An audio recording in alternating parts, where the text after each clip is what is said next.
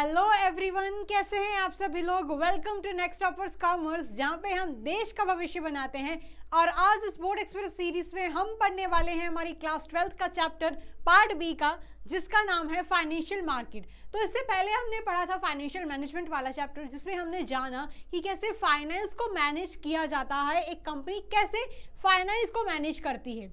ठीक है, इस चैप्टर में हम पढ़ेंगे कि क्या क्या फाइनेंशियल मार्केट में चीजें आती हैं। तो बेसिकली ना फाइनेंशियल मार्केट क्या होता है, एक ऐसा मार्केट होता है जहां पे फाइनेंशियल एसेट्स क्रिएट होती हैं, बनती हैं और एक्सचेंज होती हैं। जैसे कि जो हम लोग हैं, हम लोग क्या हैं, सेवर्स हैं। ठीक है, हम लोग क्या हैं, हम सेवर्स हैं। तो हम जाके पैसा डिपॉजिट करते हैं अपने अपने बैंक्स में, और बैंक्स क्या करते हैं, यही पैसा बोरोवर्स को दे देते हैं। यानी बोरोवर्स ऐसे लोग होते हैं जिनको पैसे की एक्चुअल में नीड होती है। तो हम लोग क्या करते हैं, अपनी सैलरी में से या अपनी थोड़ी बहुत कमाई में से क्या करते हैं, पैसे को बचाते हैं। और ये जो लोग होते हैं बोरोवर्स, जब उनको पैसे की ज़रूरत पड़ती है तो ये हम लोगों से ही क्या करते हैं, पैसा लेते हैं। और इन लोगों के बीच में यानी सेवर्स एंड बोरोवर्स के बीच में लिंक कौन क्रिएट करता है, लिंक क्रिएट करता है आपका फाइनेंशियल मार्केट। ठीक है, तो फाइनेंशियल मार्केट का मेन मोटिव क्या होता है कि सेविंग को क्या करना, घुमाना पूरी इकोनॉमी में, यानी फंड्स को एलोकेट करना। आप इसको ऐसे भी समझ सकते हैं कि फंड्स को एलोकेट करना। ठीक है, फंड्स एलोकेशन आई वो समझ में। तो फाइनेंशियल मार्केट में ना बेसिकली दो बड़े सेगमेंट्स आते हैं। पहला आता है आपका मनी मार्केट एंड दूसरा होता है आपका कैपिटल मार्केट। अब ये जानते हैं कि मनी मार्केट क्या होता है। तो मनी मार्केट ऐसा मार्केट होता है जहां पे जो शॉर्ट टर्म फंड्स के लिए रेस किया जाता है, which deals in monetary assets whose period of maturity is up to 1 year. यानी यहाँ पे जो मॉनेटरी एसेट्स की जो टाइम पीरियड होती है, ड्यूरेशन होती है, वो 1 साल या 1 साल से कम की होती है। यानी शॉर्ट टर्म फंड्स में डील करता है। आप समझ लीजिए, अगर शॉर्ट टर्म फंड्स का नाम आ रहा है तो यहाँ पर बात चल रही है हमारे मनी मार्केट की। अब जानते हैं कि मनी मार्केट की क्या क्या फीचर्स होते हैं। तो मनी मार्केट में बेसिकली देखो क्या क्या आता है, आपके कमर्शियल पेपर हो गए, कमर्शियल बिल्स वगैरह हो गए, सर्टिफिकेट ऑफ डिपॉजिट्स वगैरह हो गए, ये सब क्या है, मनी मार्केट के इंस्ट्रूमेंट्स हैं। अब जानते हैं कि मनी मार्केट की क्या फीचर्स होते हैं। So money market raises funds by wide variety of short term securities such as call money, treasury bills, trade bills, commercial paper, certificate of deposit etcetera. तो ये सारे क्या है, ये मनी मार्केट के ही आपके इंस्ट्रूमेंट्स हैं। इसकी ड्यूरेशन क्या होती है, लेस देन 1 ईयर, या तो 1 ईयर या तो उससे कम। So money market provides funds for a period of less than 1 year. तो मनी मार्केट जो है क्या करता है, फंड्स प्रोवाइड करता है 1 साल या उससे कम के लिए। फिर पार्टिसिपेंट्स, यानी इसमें कौन कौन लोग भागीदार होते हैं, कौन कौन लोग इन्वॉल्व होते हैं मनी मार्केट में। So participants in the money market are large institutional investors such as RBI, commercial bank जैसे कि आपका SBI हो गया, CBI वगैरह हो गया, सेंट्रल बैंक ऑफ इंडिया हो गया, स्टेट बैंक ऑफ इंडिया हो गया, आपके जो प्राइवेट बैंक्स हो गए, पब्लिक बैंक्स हो गए, वो सब आपके आते हैं कमर्शियल बैंक्स में। फाइनेंशियल इंस्टीट्यूशंस जो आपकी होती हैं, नॉन बैंकिंग फाइनेंस कंपनीज जो NBFCs आपके होते हैं, स्टेट गवर्नमेंट हो गई, जो लार्ज कॉर्पोरेशन हाउसेस होते हैं, ये सब किस में आते हैं, ये आते हैं आपके मनी मार्केट में। यानी इसको कौन इन्वॉल्व करता है, इसको करते हैं ये सब आपके RBI, LIC, ये सारे किसके हैं पार्टिसिपेंट्स हैं, ये हैं आपके मनी मार्केट के पार्टिसिपेंट्स। ठीक है, फिर next investment outlay. Investment in money market entails huge sums of money as instruments are quite expensive. तो यानी यहाँ पे बहुत पैसे की रिक्वायरमेंट होती है, बिकॉज जो इंस्ट्रूमेंट्स होते हैं ना वो महंगे होते हैं। ठीक है, ये जो इंस्ट्रूमेंट्स अभी हमने डिस्कस किया, ट्रेजरी बिल, कमर्शियल पेपर, ठीक है, ये डिपॉजिट्स वगैरह, ये सारे महंगे होते हैं, इसलिए यहाँ पे जो इन्वेस्टमेंट आउटले होता है वो भी काफ़ी हाई रहता है। फिर लिक्विडिटी मतलब क्या होता है, ऐसी चीज़ों एसेट्स को जब हम कैश में कन्वर्ट कर दें तो आप समझ जाइए ये लिक्विड है। अगर हम एसेट्स को कैश में कन्वर्ट नहीं कर पा रहे हैं तो आप समझ जाइए कि यहाँ पे लिक्विडिटी प्रेजेंट नहीं है। तो लिक्विडिटी क्या बोलता है, money market instruments enjoy high degree of liquid as there is formal arrangement for it. यानी मनी मार्केट में high degree of liquidity present रहती है, बिकॉज यहाँ पे हम अपने इंस्ट्रूमेंट्स को कैश में, अरे यार देखो स्टाइलस गिरा रही थी बच्चों, कितनी पागल हो गई हूँ, इतनी मैं आपको पढ़ाने में इंगेज हो गई हूँ कि स्टाइलस को गिरा रही हूँ, सोचो। तो देखो बच्चों, मनी मार्केट के जो इंस्ट्रूमेंट्स होते हैं वो लिक्विड इसलिए होते हैं बिकॉज हम इनको इजीली कैश में कन्वर्ट करवा सकते हैं। अगर वो लिक्विड नहीं है तो समझ लीजिए हम इनको कैश में कन्वर्ट नहीं करवा सकते हैं। ठीक है, फिर the Discount finance house of India has been established for the specific objective of providing a ready market for money market instruments. तो इसकी जिम्मेदारी, मनी मार्केट की प्रॉपर जिम्मेदारी कौन उठाता है? उठाता है आपका discount finance house of India. फिर नेक्स्ट आता है expected return. The expected rate of return of the money market is generally low as money से invested for a short duration. लेकिन जो उसका रिटर्न पीरियड होता है, जो उसका रेट ऑफ रिटर्न होता है वो कम रहता है, इसलिए क्योंकि यहाँ की जो टाइम ड्यूरेशन है वो भी कम रहती है। अगर आप for longer period of time, अगर आप 5 साल के लिए, 6 साल के लिए इन्वेस्ट कर रहे हैं तो आपको रेट ऑफ रिटर्न भी अच्छा खासा मिलेगा। लेकिन यहाँ पे डीलिंग ही 1 ईयर या लेस देन 1 ईयर की जाती है, तो इसलिए यहाँ जो रेट होता है, एक्सपेक्टेड रिटर्न होता है, वो भी आपका कम रहता है। ठीक है बच्चों, आई बात समझ में। अब नेक्स्ट हम पढ़ेंगे कि कैपिटल मार्केट क्या होता है। अभी हमने पढ़ा कि मनी मार्केट क्या होता है, अब हम पढ़ेंगे कि कैपिटल मार्केट क्या होता है। तो मनी मार्केट बेसिकली किस में डील करता है? शॉर्ट टर्म फंड्स में, लेकिन कैपिटल मार्केट आपका डील करता है लॉन्ग टर्म फंड्स में। सो जान लेते हैं कि एक्सप्लेनेशन क्या बोल रही है।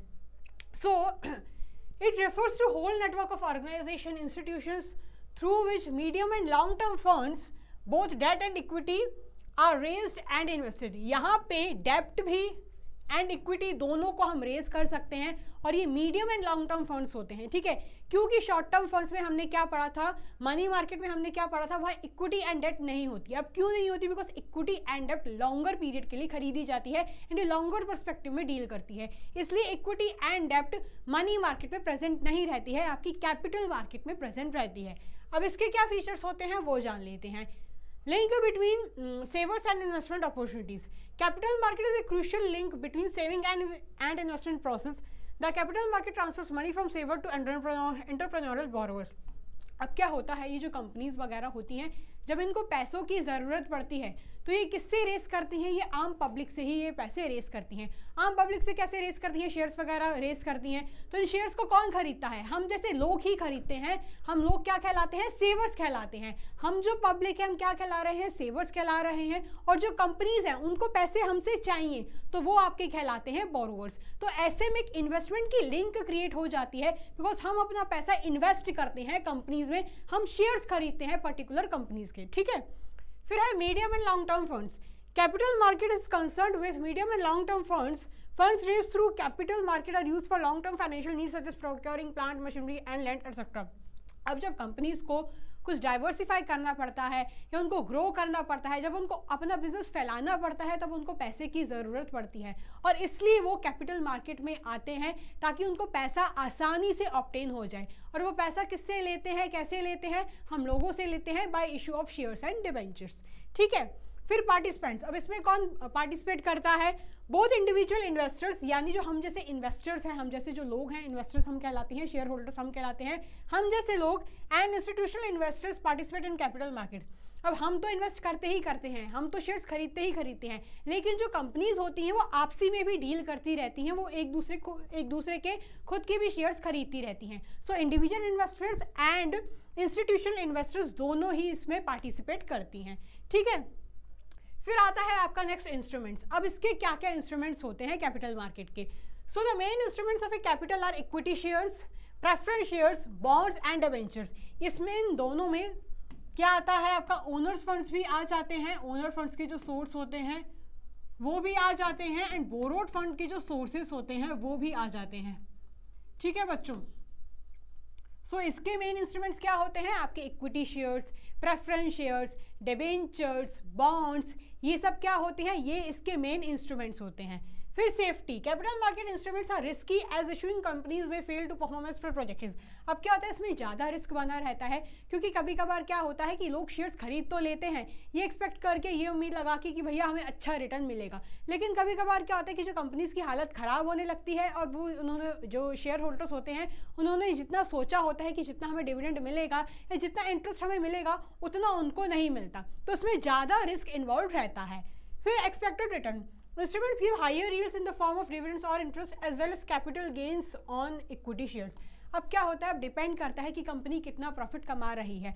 अगर वो अच्छा खासा प्रॉफिट कमा रही है तो अपनी इक्विटी शेयर होल्डर्स को प्रॉफिट भी अच्छा देगी। प्रेफरेंस शेयर्स में हमने क्या पढ़ा था क्लास 11th में ही कि उनका रेट ऑफ डिविडेंड फिक्स रहता है, और हमने डिबेंचर्स में क्या पढ़ा था कि उनका भी इंटरेस्ट का रेट फिक्स रहता है। तो उनको रिटर्न कैसे मिलता है, अगर आप इक्विटी शेयर होल्डर्स हो तो प्रॉफिट पे डिपेंड करेगा, अगर आप प्रेफरेंस शेयर होल्डर्स हो तो आपका रेट फिक्स रहेगा, और अगर आपने डिबेंचर होल्डर हो या अपने डिबेंचर्स खरीदे हुए हैं तब भी आपका इंटरेस्ट का रेट फिक्स रहेगा। ठीक है बच्चों, आई वो समझ पे? तो यहां तक आप फटाफट नोट कर सकते हो। हाँ जी बच्चों, सो कर लिया नोट। तो अब हम पढ़ते हैं कि कैपिटल मार्केट के क्या टाइप्स होते हैं। अभी हमने पढ़ा कि money market and capital market क्या होता है, अब हम पढ़ते हैं कि कैपिटल मार्केट के भी क्या टाइप्स होते हैं। तो पहला होता है आपका प्राइमरी मार्केट एंड दूसरा होता है सेकेंडरी मार्केट। तो प्राइमरी मार्केट में क्या होता है कि जब कंपनीज पहली बार मैदान में उतरती हैं, यानी पहली बार अपने शेयर्स इशू करती हैं, तो ऐसे में आपकी जो क्या बोलते हैं सिक्योरिटीज इशू करना होता है वो कहलाता है आपका primary market. So it is a market where securities are being issued for the first time, therefore it is also known as new issue market. Secondary market में क्या होता है कि जो ऑलरेडी जो सिक्योरिटीज जो इशू कर दी जाती हैं उनमें ही buying and exchanging, buying and selling चलता रहता है। ठीक है, so it refers to market for sale and purchase of previously issued securities, यानी जो शेयर्स जो सिक्योरिटीज पहले से ही इशू की जा चुकी हैं उनमें ही बस बाइंग एंड सेलिंग चलती रहती है। ठीक है, सो अब हम पढ़ेंगे कि इन दोनों में बेसिक डिफरेंस क्या है। तो सिक्योरिटीज ट्रेडेड, इसका बेसिस है पहला securities traded. Sale of securities में न्यू कंपनीज और न्यू इशू ऑफ सिक्योरिटीज में existing companies are sold to investors, यानी जो इन्वेस्टर्स जो खरीदना चाहते हैं उनको शेयर्स बेचे जाते हैं। यहाँ पर ऐसा होता है कि trading of only existing securities take place, यहाँ पे जो सिक्योरिटीज एंड शेयर्स जो पहले से ही मैदान में उतर चुके होते हैं उनमें ही ट्रेडिंग चलती रहती है, यहाँ पे कोई न्यू शेयर इशू नहीं किया जाता।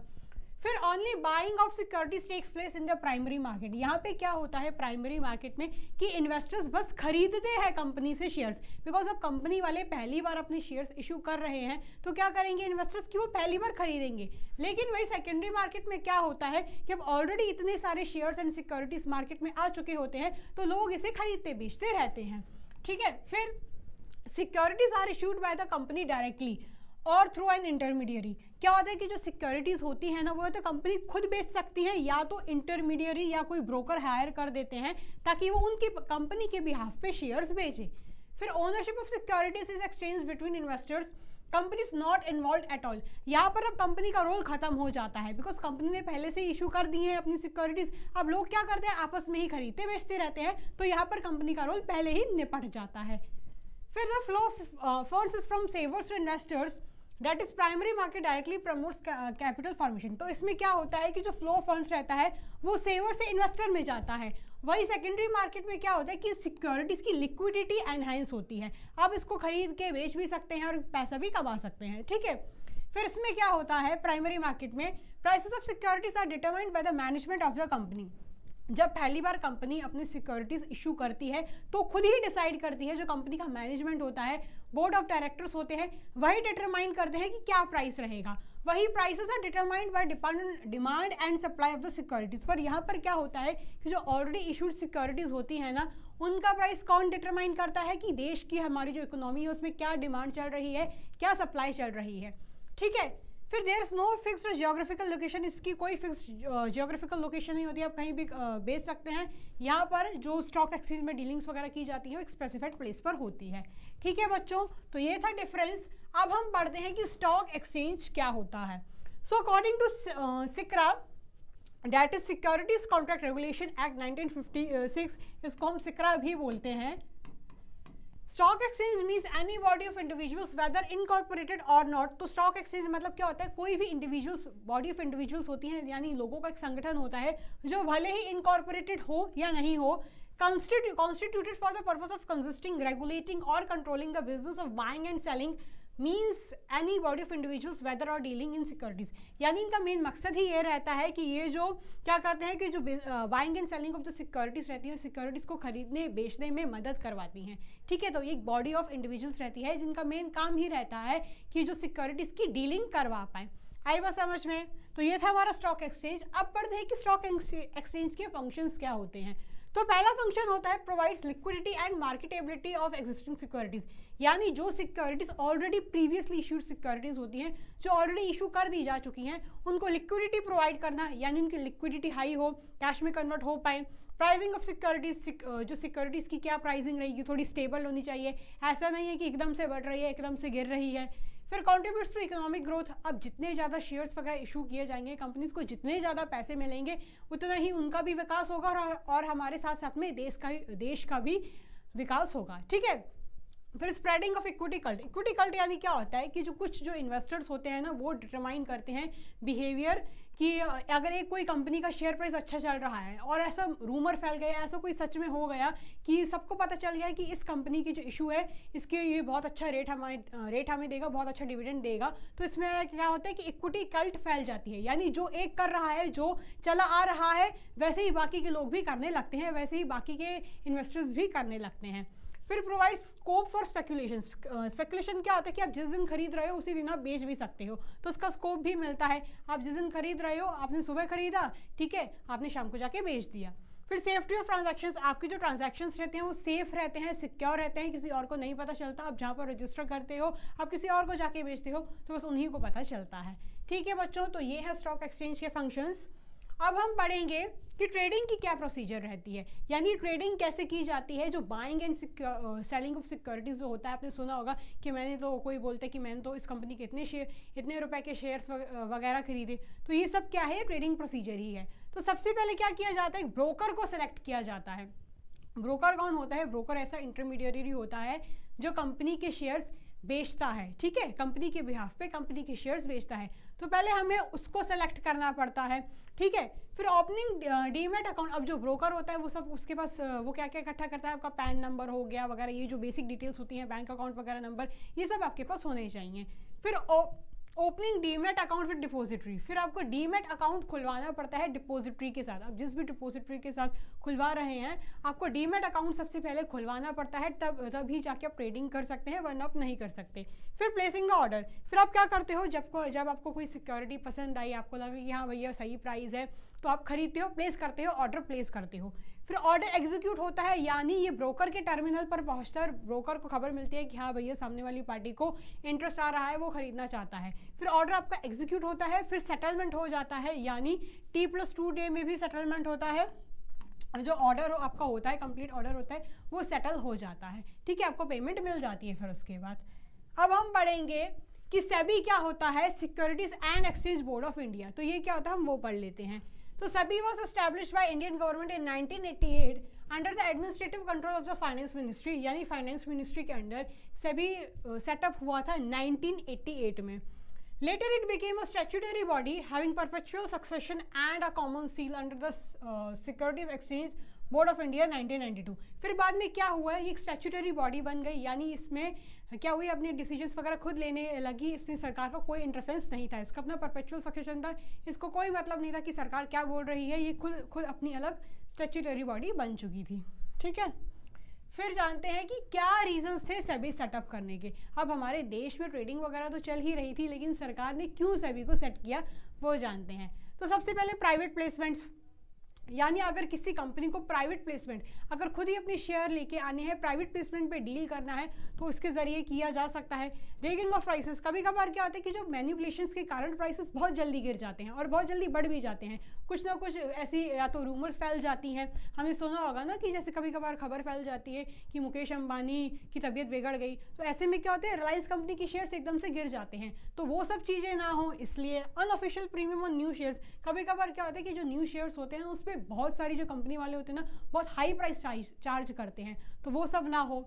Non adherence of companies act, अब जब एक कंपनी शेयर्स को इशू करती है तो उसको सेबी की गाइडलाइंस तो फॉलो करनी ही पड़ती हैं, बट साथ साथ में कंपनीज एक्ट की भी गाइडलाइंस फॉलो करनी पड़ती हैं। अगर उसको कंप्लाई नहीं कर रही तो भैया सेबी फिर एक्शन लेती है आपकी। Violation of rules and regulations of stock exchange, जैसे कि मैंने आपको बताया ही कि कंपनीज एक्ट के रूल्स एंड रेगुलेशंस तो होते ही होते हैं, लेकिन साथ साथ में सेबी के भी कुछ, स्टॉक एक्सचेंज के भी कुछ रूल्स एंड रेगुलेशंस होते हैं, वो रूल्स वायलेट ना हो। Daily and delivery of shares, जो शेयर्स की डिलीवरी है वो प्रॉपर टाइम पर हो, लेट ना हो, तो ये सारे रीजन की वजह से ही हमारा सेबी सेटअप हुआ। ठीक है बच्चों, फिर क्या ऑब्जेक्टिव्स हैं सेबी के वो जान लेते हैं। रेगुलर स्टॉक एक्सचेंज, जितने भी स्टॉक एक्सचेंज हैं, आपका नेशनल स्टॉक एक्सचेंज है, बॉम्बे स्टॉक एक्सचेंज है, जितने भी स्टॉक एक्सचेंज है उनको रेगुलेट करना, उनको सही ढंग से चलाना। फिर प्रोटेक्ट राइट्स एंड इंटरेस्ट, जो इन्वेस्टर्स के जो राइट्स एंड इंटरेस्ट होते हैं उनको प्रोटेक्ट करना कि कोई भी इन्वेस्टर पागल ना बन जाए, ठग ना जाए, ठीक है। फिर प्रिवेंट ट्रेडिंग मेल प्रैक्टिसेस, यानी कभी कभार क्या होता है कि ट्रेडिंग के समय में बहुत सारी अनफेयर प्रैक्टिसेस भी कर दी जाती हैं जिससे कस्टमर्स को पागल बना दिया जाता है, इन्वेस्टर्स को पागल बना दिया जाता है, तो वो सब प्रैक्टिसेस भी ना हो। Develop a code of conduct, कैसे आपको सिक्योरिटी मार्केट में उतरना है, शेयर मार्केट में उतरना है, कैसे आपको डीलिंग करनी है, उसके लिए कोड ऑफ कंडक्ट बनाया गया है, यानी एक प्रोसेस बनाई गई, आपको वो अडॉप्ट करनी पड़ती है, आपको वो फॉलो करनी पड़ती है, ठीक है बच्चों। तो इस वजह से सेबी हमारी एस्टैब्लिश हुई और ये सेबी के मेन ऑब्जेक्टिव्स होते हैं। अब हम पढ़ते हैं कि क्या फंक्शंस होते हैं सेबी के। तो पहला आपका आता है रेगुलेटरी फंक्शन। तो रेगुलेटरी फंक्शन में क्या क्या होता है कि आपके जो ब्रोकर्स के रजिस्ट्रेशन होते हैं, सब ब्रोकर्स के रजिस्ट्रेशन होते हैं, या मार्केट में और भी बाकी जितने भी खिलाड़ी होते हैं वो इसके अंडर में रजिस्टर होते हैं और वो सब अच्छे से काम करें, कोई भी मेल प्रैक्टिस ना करें, अनफेयर प्रैक्टिसेस ना करें, इसकी वजह से सेटअप हुआ है हमारा सेबी और रेगुलेटरी फंक्शन में ये सबसे पहला काम आता है। फिर registration of collective investment scheme and mutual funds, जो म्यूचुअल फंड्स होता है वो भी प्रॉपरली काम करे, कोई भी एकदम से जो प्राइजेस हैं उसमें लोगों को ठगे ना, ठीक है, ज़्यादा जोखिम इन्वॉल्व ना हो उसमें। वैसे म्यूचुअल फंड्स में जो जोखिम तो इन्वॉल्व होता ही है, ये तो आपने सुना ही होगा, लेकिन फालतू में कस्टमर्स को ठगे ना। फिर regulation of take over bids by companies, companies कभी कभार क्या करती हैं, टेक ओवर कर लेती हैं, और जब टेक ओवर करती हैं तो बहुत हाई प्राइसेस पे सिक्योरिटीज वगैरह को इशू कर लेती हैं, तो वो सब ना करें। फिर SEBI conducts inquiries and audit of stock exchange, फिर सेबी क्या करती है, जो स्टॉक एक्सचेंज रहता है, जो स्टॉक एक्सचेंज जैसे कि एनएससी हो गया, बीएसई हो गया, उनकी ऑडिट वगैरह कंडक्ट करवाना, यानी ये देखना कि अपना काम सही से कर रही हैं या नहीं। अगर उनको कुछ भी लगता है, गड़बड़ी लगती है, फ्रॉड वगैरह लगता है, तो फटाफट केस वगैरह ठोक देती हैं, ठीक है बच्चों। फिर नेक्स्ट आता है आपका डेवलपमेंट फंक्शंस। तो पहला है हमारा सबसे इंपॉर्टेंट रेगुलेटरी फंक्शन, दूसरा आता है हमारा development function. So training of intermediaries on the security markets, यानी जो इंटरमीडिएरीज होते हैं ना, ब्रोकर्स होते हैं ना, उनको ट्रेनिंग दिलवाना कि उनको कैसे अपना काम करना है, कैसे उनको इन्वॉल्व होना है ट्रेडिंग में। फिर conducting research and publishing information useful to all market participants, अब जो लोग ट्रेडिंग में इन्वॉल्व होते हैं, भले आपके कस्टमर्स हों, आपके ब्रोकर्स हों, जो भी लोग इन्वॉल्व होते हैं उनको उनकी रिसर्च कंडक्ट करवाना और उनको सूचना देना, इन्फॉर्मेशन प्रोवाइड करना, ठीक है। फिर undertaking measure to develop the capital market, यानी ऐसे ऐसे कदम उठाना जिससे कैपिटल मार्केट का विकास हो पाए, ठीक है। फिर नेक्स्ट आता है आपका प्रोटेक्टिव फंक्शन, पहला है आपका रेगुलेटरी, सेकंड है आपका डेवलपमेंट एंड थर्ड है आपका protective functions. So prohibition of fraudulent and unfair trade practices, यानी किसी भी प्रकार की धोखाधड़ी ना हो, अनफेयर ट्रेड प्रैक्टिसेस ना हो। फिर controlling insider trading and imposing penalties for such practices, insider trading क्या होता है कि जब कोई कंपनी अपना शेयर प्राइस इशू करती है ना, तो उससे ही पहले क्या होता है कि जो कंपनी के अंदर के जो लोग होते हैं ना, वो लोगों को जाके बता देते हैं, बाहर की पब्लिक को जाके बता देते हैं कि भैया जो इशू शेयर है ना वो इतने पैसे में इशू होगा, तो तू देख लेना, तो उन सबको कंट्रोल करना। फिर undertaking steps for investor protection, यानी जो ग्राहकों की जो इन्वेस्टर्स हैं उनको कैसे प्रोटेक्ट किया जाता है, उनके राइट्स को कैसे प्रोटेक्ट किया जाता है, वैसे कदम उठाना। To regulate and develop a code of conduct and fair practices by intermediaries, यानी एक कोड ऑफ कंडक्ट डेवलप करना और ये बताना कि आप जब ट्रेडिंग करेंगे तो आपको क्या एथिक्स मेंटेन करने पड़ेंगे, क्या एथिक्स आपको फॉलो करने पड़ेंगे, ठीक है बच्चों। तो ये बेसिकली 3 फंक्शंस थे और ये इंपॉर्टेंट हैं, ये इंपॉर्टेंट है as per exam point of view. आई बात समझ में बच्चों आपको। तो यहाँ पर हमारा चैप्टर होता है ख़त्म। लास्ट में मैंने आपके लिए MCQs एंड कुछ और क्वेश्चंस भी लगाए हुए हैं, आपको सेल्फ एवेल्यूएट करके देखना है कि आपकी गाड़ी कहाँ तक पहुँची है, आपको कितना आता है कितना नहीं आता है, ठीक है। सो एक आध MCQ अपन डिस्कस कर लेते हैं। So the allocative function of financial market helps with allocative function, यानी ये जो फंड्स के जो एलोकेट होता है, ठीक है, सेवर से बोरोवर्स तक पहुंच रहा है, ये सब में क्या है, ये फंड्स हमारी एलोकेट हो रही हैं पूरे मार्केट में। तो ये किसमें मदद करता है? Bringing transparency in trading procedure, earning higher rate of return to household sector, better functioning of depository, नहीं भैया ये भी नहीं हो सकता, ये भी नहीं हो सकता, determining the prices of securities, यहाँ पर सिक्योरिटीज की प्राइस कहाँ से आ गई? सो इसका आंसर, सही आंसर क्या रहेगा कि जो हायर रेट ऑफ रिटर्न है हाउस होल्ड सेक्टर, यानी जो हमारे जैसे लोग हैं, जो हाउसेस हैं, जो हम अपनी सेविंग्स करके रखते हैं और बोरोर्स को जाके देते हैं, हम इसलिए नहीं देते हैं कि भैया हम तो बहुत बड़े दिल वाले हैं, हम इसलिए देते हैं ताकि हमें बदले में अच्छा रेट ऑफ रिटर्न मिले। ठीक है बच्चों, तो इसलिए सही आंसर इसका बनेगा हमारा बी ऑप्शन। तो वैसे ही मैंने आपके लिए और भी क्वेश्चंस लगाए हुए हैं, आपको सब करके देखने हैं। तो यहाँ पर हमारा चैप्टर होता है खत्म। Till the time take care, keep working hard. Thank you so much, bye bye.